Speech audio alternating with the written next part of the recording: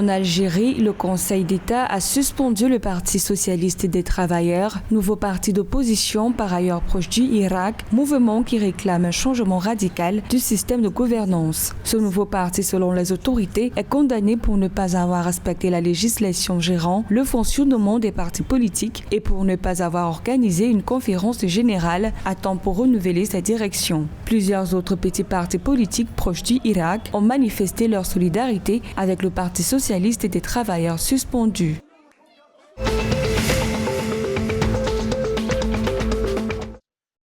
Le 25 janvier 2022, le président égyptien Abdel Fattah al-Sisi et son homologue algérien Abdelmadjid Tebboune ont appelé à la tenue simultanée d'élections présidentielles et législatives en Libye. Pour les deux autorités, la tenue de ces élections permettra à la Libye de vite recouvrir le chemin de la paix ainsi qu'une stabilité politique. Les élections libyennes devaient par ailleurs avoir lieu le 24 décembre 2021, mais ont été reportées en raison des désaccords entre les rivaux politiques du pays. Notons cependant qu'aucune nouvelle date pour le vote n'a encore été arrêtée dans le pays.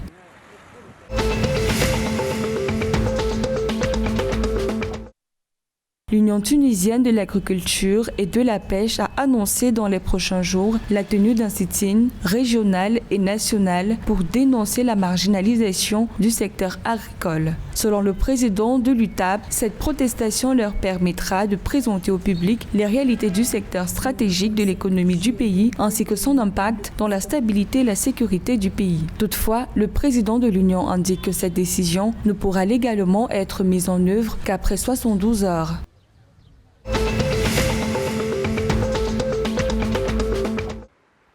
Au Maroc, le trafic de passagers à l'aéroport Hassan Ier de l'Aïoun enregistre une forte augmentation de 42,03% en 2021 par rapport à 2020 selon des données de l'Office national des aéroports. La même source indique par ailleurs que près de 180 358 voyageurs ont transité via cette plateforme aéroportuaire en 2021 contre 126 986 passagers en 2020. L'Office national des aéroports indique par ailleurs que les aéroports du royaume de façon générale ont enregistré un trafic aérien commercial de plus de 9,9 millions de passagers en 2021, en croissance de 38,9% par rapport à 2020.